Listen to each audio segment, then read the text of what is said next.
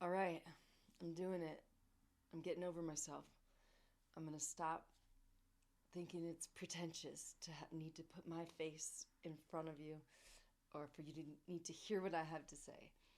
I've been feeling like I have something to say for years, and every time I try to create an outlet for that, my my ego, my fear based, whatever you want to call that part, um, tries to stop me and tells me that I'm doing the exact same thing I think is wrong with the world and thinking that I have the answers. Come follow and listen to me. And so I stop myself from ever speaking these things that are coming to me, but I don't have a choice anymore. I'm being pushed to share what I'm experiencing. So I have to just battle that little demon or fear based or human or ego on my shoulder that's telling me how pretentious it is that I need to be seen and heard. And it's so funny because, we can, I can say, oh, that's my inner critic or my self sabotage or my imposter syndrome or that's trauma or self worth issues. And it's everything. We have to name everything, right? And it's so funny because we name it as though we're trying to be accepting of it. But in the naming of it, are we just like we had to, like it's all just God or atoms or it's all energy.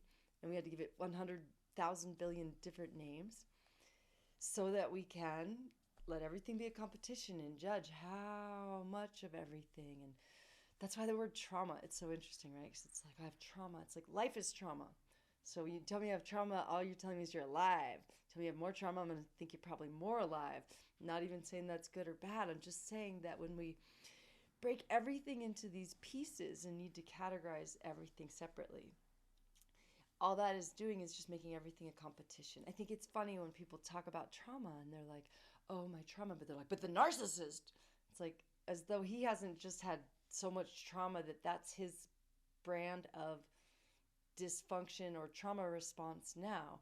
But it's like we've drawn a line. And obviously, we have to draw lines around our person and not allow certain behaviors in our field. But it's just these words are just funny because it's like, I have trauma, but the narcissist is evil, like beyond redemption. And I just think the words are such a trap and such a trick. And what do you do with that? Do we stop talking? I mean, hopefully for at least a couple hours a day, or maybe a couple of days here and there, or even weeks sometimes, because it is very profound what you do start to realize when you stop talking, especially when you get quiet internally. But it's funny to me when people are dating and they're like, oh, let's not label things. We don't need to define things. And it's like, that's a perfect example of how we are intuiting these inherent truths, like that we shouldn't be labeling everything. But we can't just take one thing and not label it because everything else has been labeled. So that just creates a mess. So it's funny because we use that conveniently. Like it's this area in which we are needing to make commitments or decide what we're bringing forth into this undefined relationship.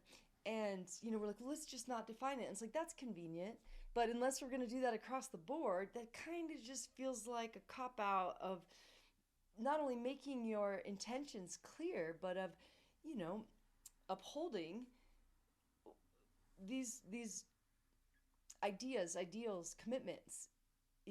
I think that's the whole point of a relationship, is ultimately showing up for somebody and saying, and these things should go without saying, but they don't, clearly.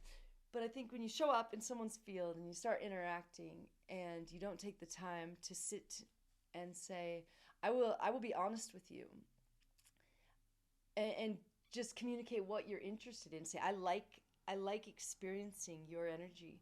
I don't know exactly what this is or where this is going, but let's commit to honesty. Let's commit to telling each other how we feel or what our fears are, or let's commit to not putting having expectations of each other. Well, good luck with that one, because I haven't been able to figure that one out yet.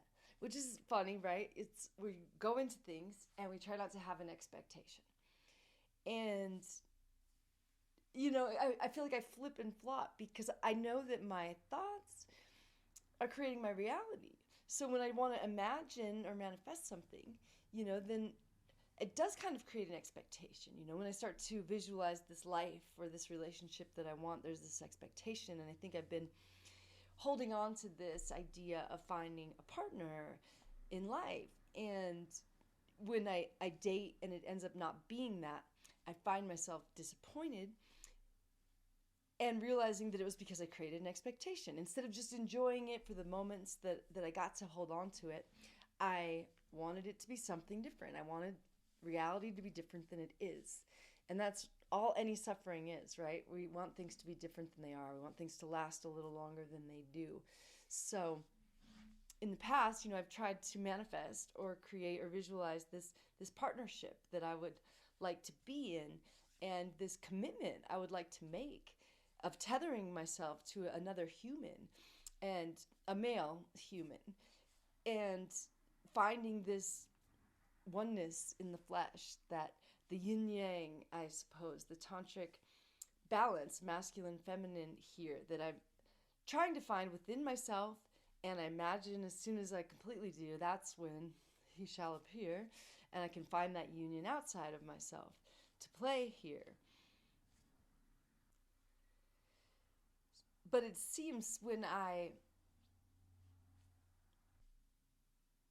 So what I mean by the flip and the flop is, it seems that when I hold this intention or idea or fantasy of this relationship that I want, and then that creates an expectation that doesn't get met, and then instead of just being grateful for the moments I share with someone, measuring it up against this expectation and now being disappointed that it didn't.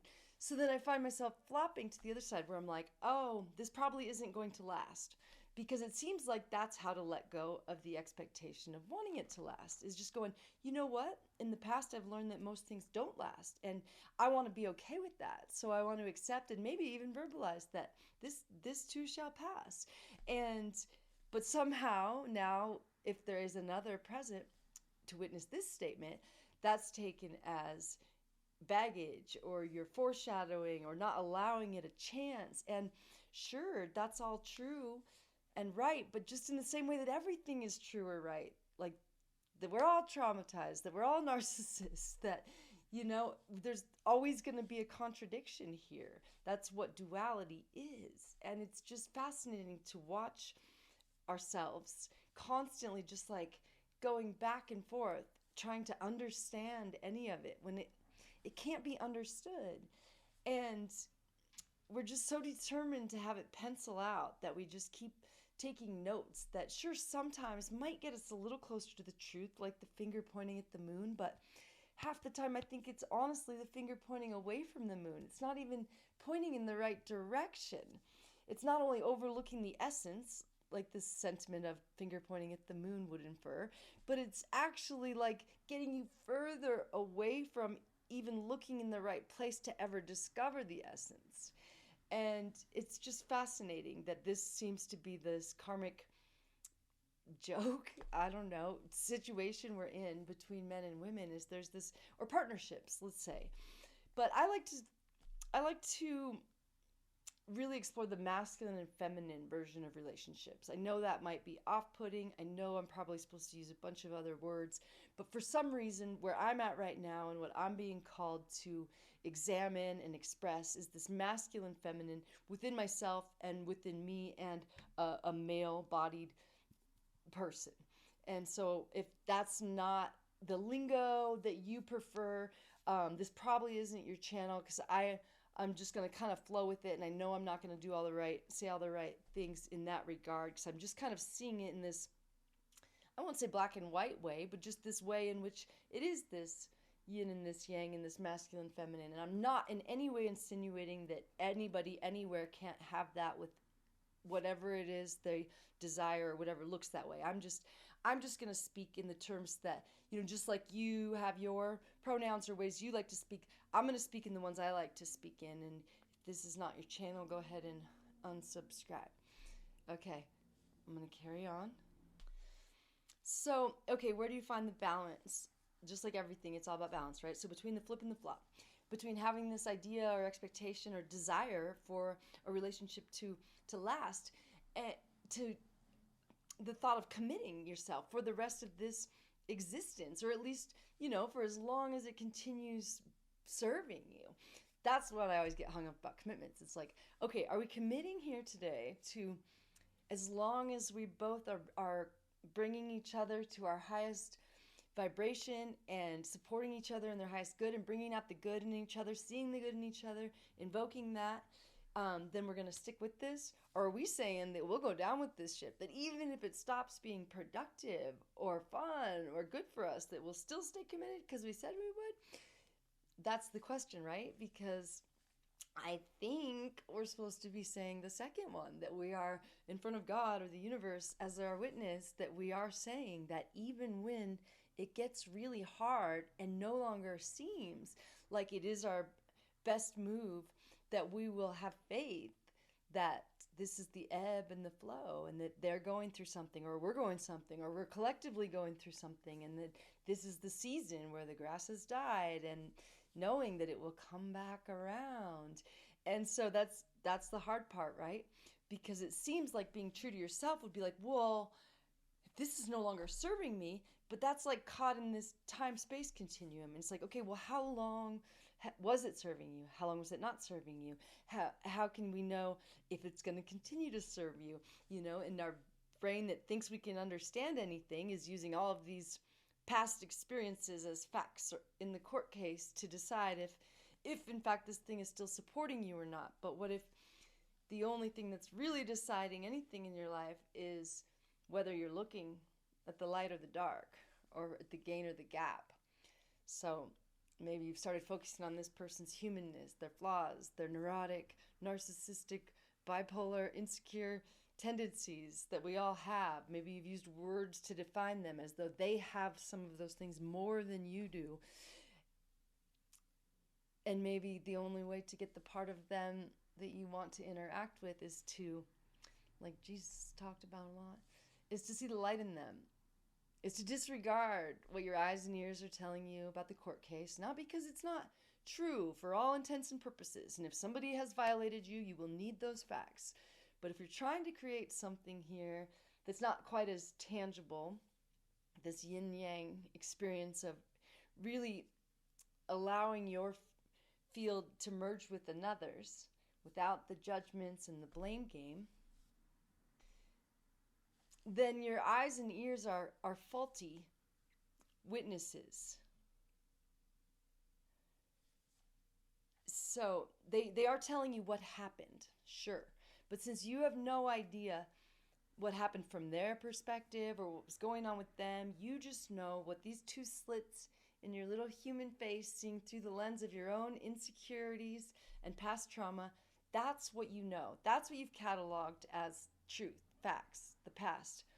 That's why no matter what knowledge you've learned in the past, you bring it into the relationship, and it is baggage.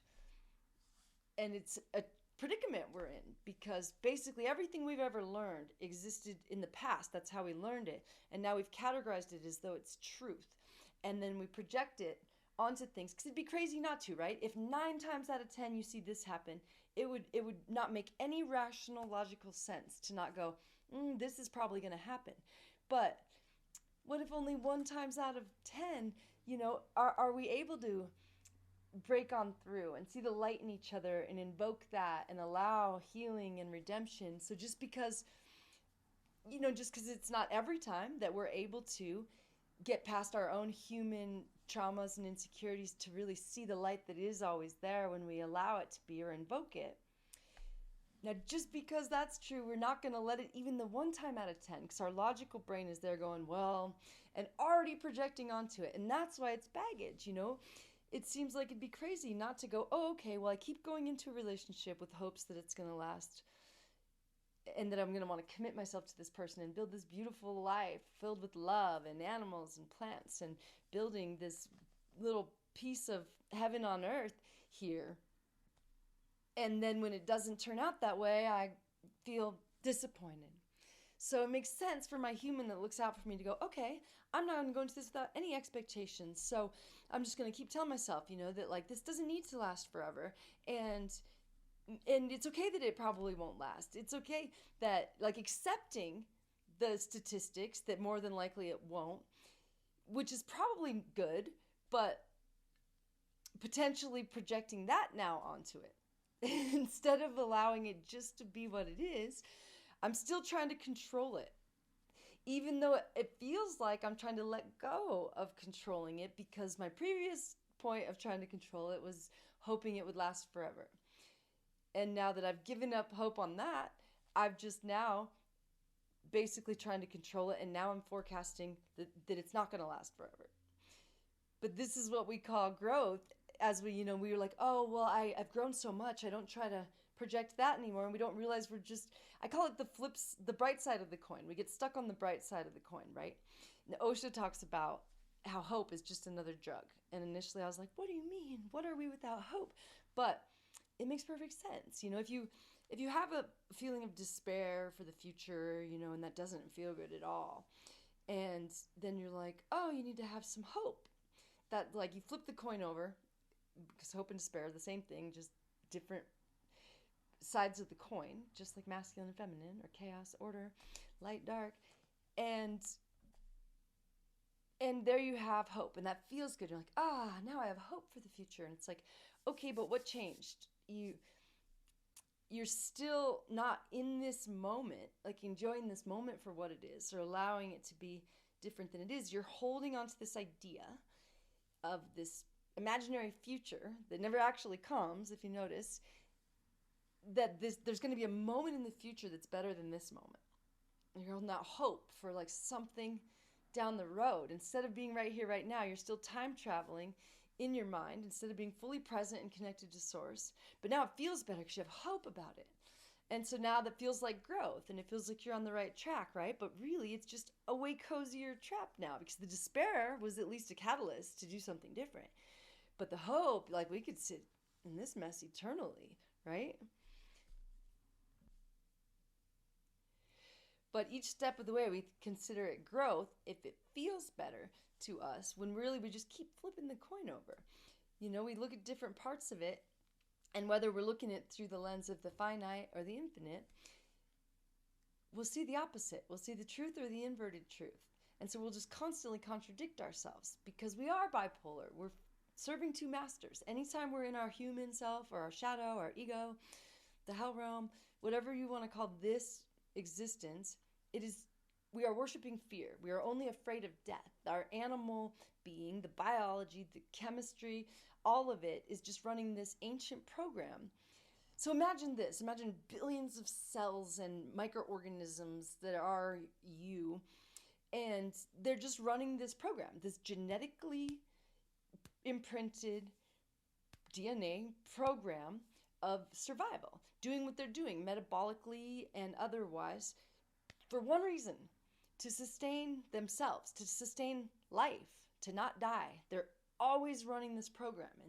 And if we aren't fully conscious, and we're just sleepwalking like us humans do, we're not in the prefrontal lobe, we're just allowing that program or collective consciousness to move us. So it's just the fear of death, essentially, that is moving us on a microbial or cellular level, until we decide, until we come into that prefrontal lobe and decide to orchestrate this shit show, play, reality, illusion, whatever you want, being, one of the million words you want to use to define what is happening here, so that you can almost certainly misunderstand it.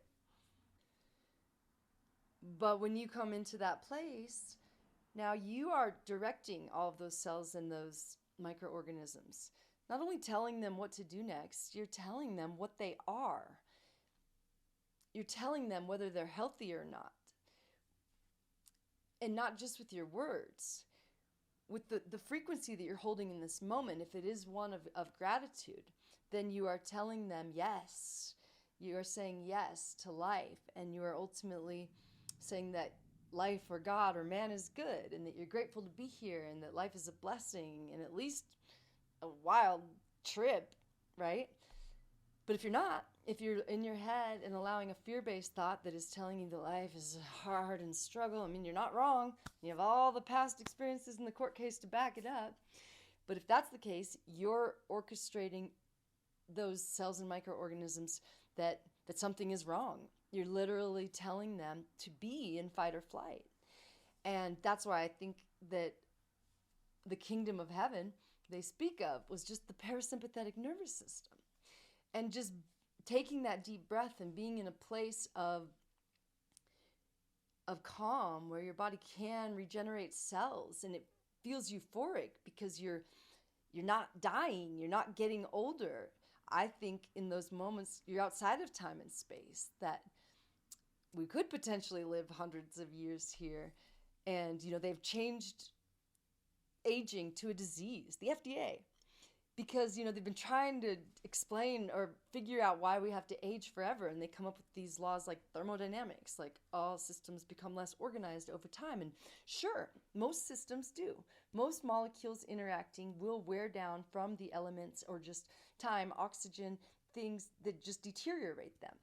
But we've seen exceptions. So as soon as consciousness or that prefrontal lobe is there, we've learned now with quantum entanglement that just upon observation that the way those molecules behave changes. So we know this. It used to be just like some hippie or foofy stuff, but now we actually know this to be true. That if we are in this place, whether you want to call it presence, God, flow, consciousness, when we are in this place, we're outside of the laws of physics. There are real laws that can't be broken. In nature, just the way in which things go and things work. Not laws that have to be upheld by a board of social justice people that think they know what is more just than nature or karma, but laws that can't ever be broken. Gravity. Let's talk about gravity, right? There's laws that are just here, whether you want to call it innately, divinely, reality. There's laws that are here that we don't seem to be getting around, right?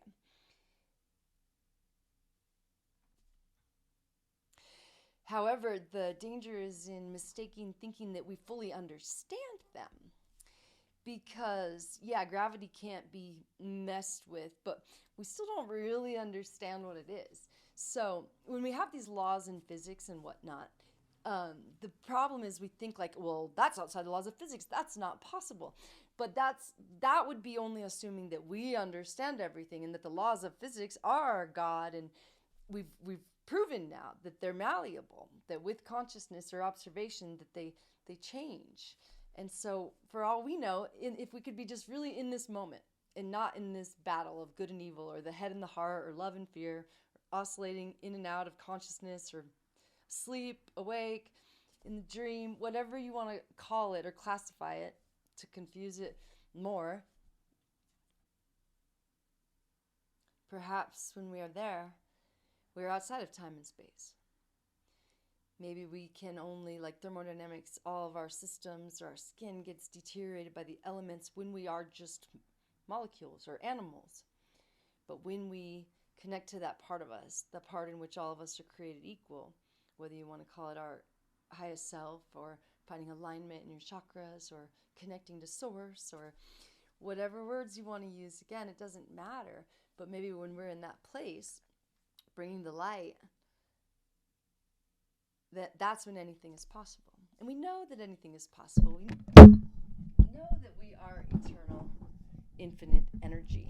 But we get stuck here in this human thinking because it would be crazy and irrational to throw out all the knowledge, baggage, for the sake of just being able to be right here in the moment, allowing space for redemption or for things to be different, right? So unless we create a different way of being in the world or little communities where we can be in this place of childlike wonder and reclaim our innocence, then we're just going to kind of keep repeating history. We just keep pointing back at it and talking about it and teaching it and wondering why history repeats itself. We're not really holding space for things to be different. We're not really, some people are, I'm sure of it. And we are waking up and people are understanding that living in a concrete jungle, completely disconnected from nature and from seeing the beauty in all of it, is creating a really big problem inside of us. We're not feeling fulfilled or connected, or feeling anxious and depressed, and then therefore addicted. And then good luck even trying to figure out what you want or who you are when you're just a chemical impulse response mechanism looking for your next hit of dopamine.